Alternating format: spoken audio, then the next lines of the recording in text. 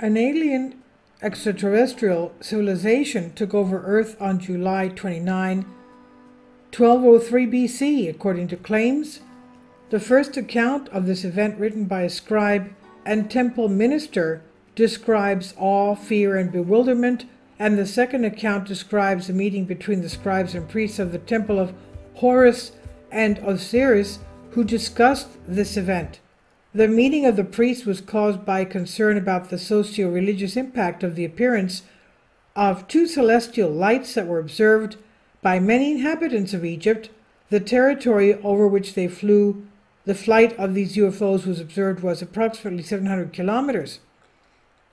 The assessment of what happened was carried out through the existing religious beliefs in Egypt. The physical characteristics and harmful effects of this anomaly were evaluated. These reports have been documented in writing on stone slabs in great detail. The abduction and mutilation of people is mentioned many times, and there are 48 records of the incident in the list.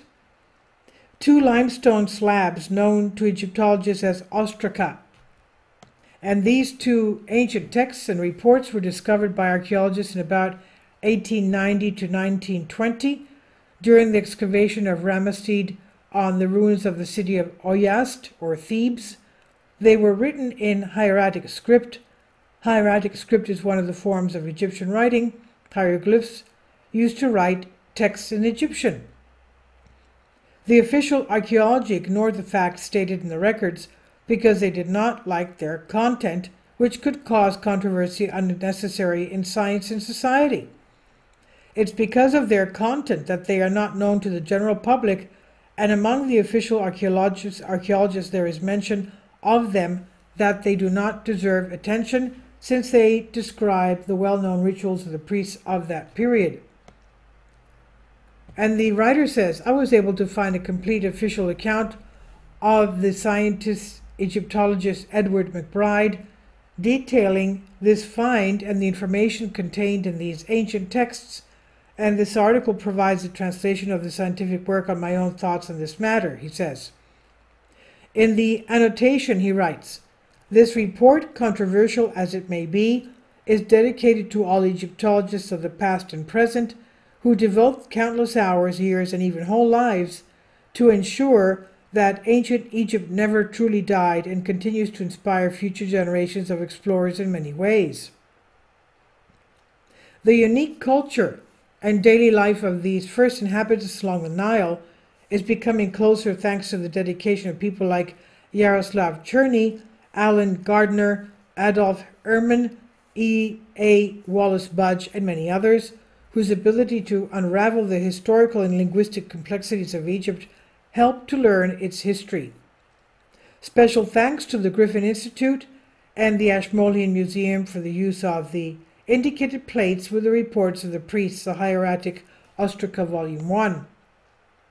And the introduction says, I have been studying hieratic writing for many years, and I find these two examples of ancient writing unique because they describe a very unusual event. I've used every means to correctly determine the time frame of this event, 1203 BC. This period is established on the basis of the information available about the scribes. One of them is associated with the reign of Seti II, and the other with Ramesses III shortly thereafter.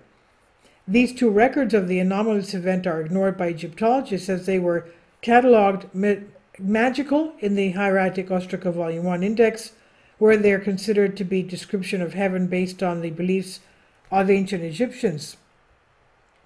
In fact, they tell us what happened, and then we see it through the eyes of several people who did not have enough technological understanding to describe what they saw, and they write as they could, then interpreted the physical manifestation of the demon god in heaven in a rage in the form of a human, animal, or anthropomorphic creature. And this was the only possible explanation for what happened by people with their knowledge of that time. Both slabs with the indicated accounts of the ancient priests were discovered during excavations at Thebes in the periods 1890 to 1920. Large numbers of interesting artifacts were discovered during excavations of the Ramesses era and Thebes, the city that served not only as the residence of the rulers of Egypt, but also as administrative center with courts, as well as temple of the dominant religion of Amun-Ra. In the not-so-distant past, 1800s to 1900s, early 20th century, English, French, and German archaeologists competed, driven not least by national zeal to become the leading source of Egyptology for their countries. However, there was often collaboration between these heterogeneous groups of researchers and a great exchange of information.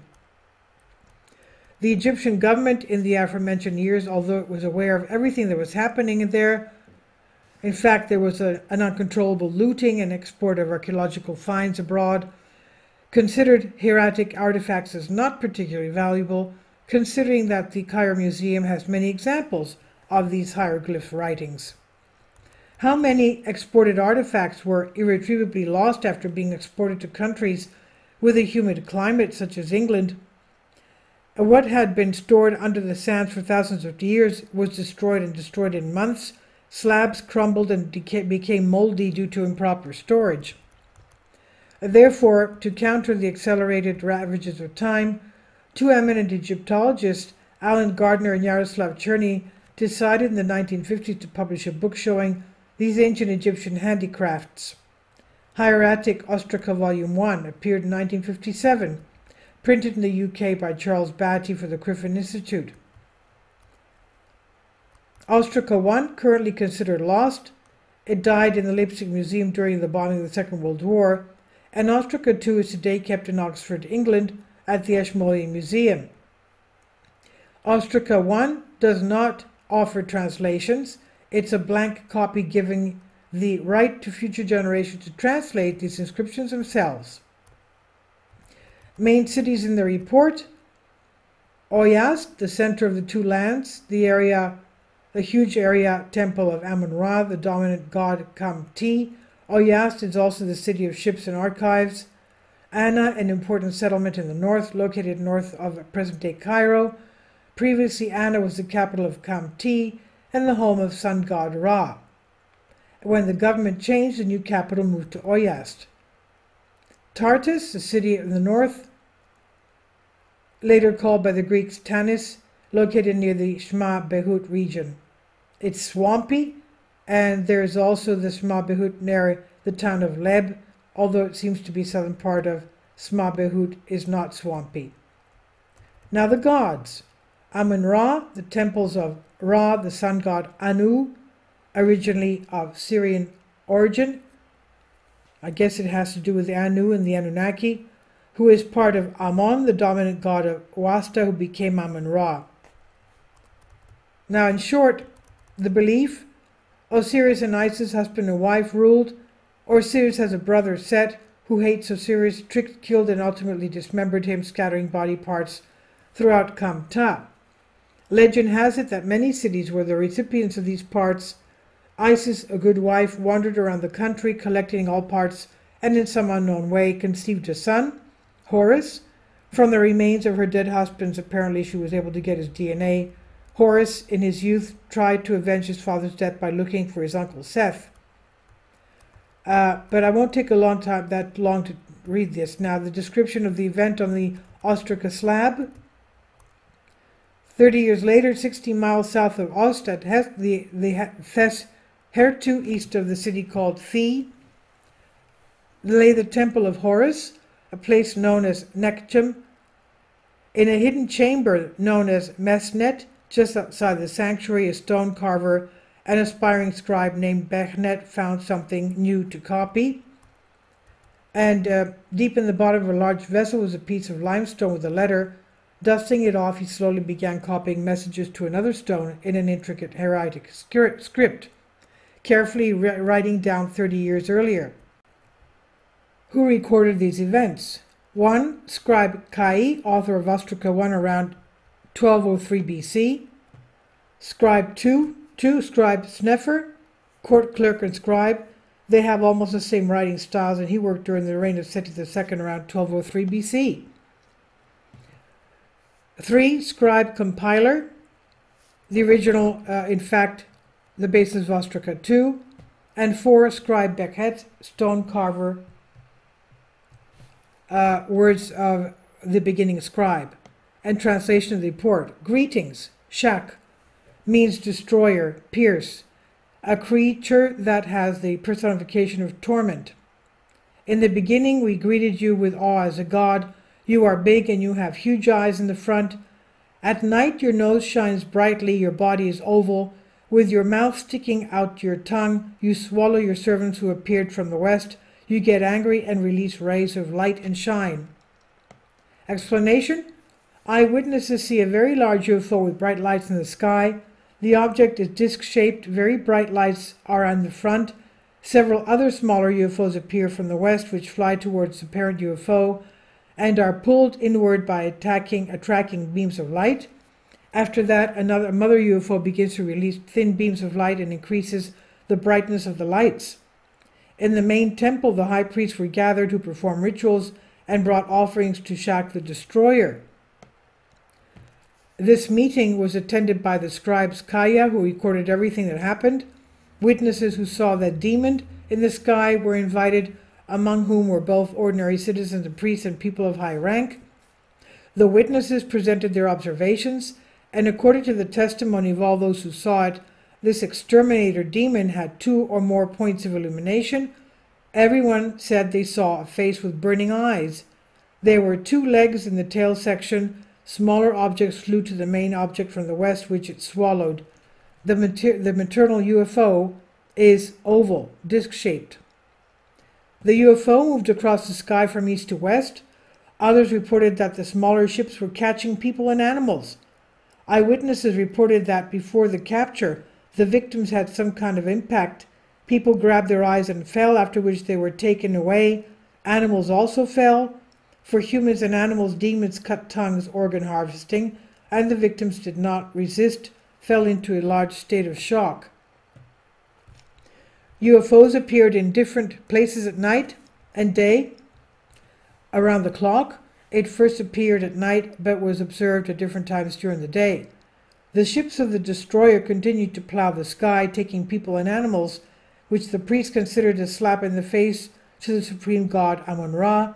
They began to hold ceremonies of worship to the destroyer and entreaties with humility. If you decide to stay, we will get used to living with you, they said. The main ship of the destroyer constantly changed its shape, color, appearance, brightness of lights. Sometimes it became blurred, masked in appearance, became invisible.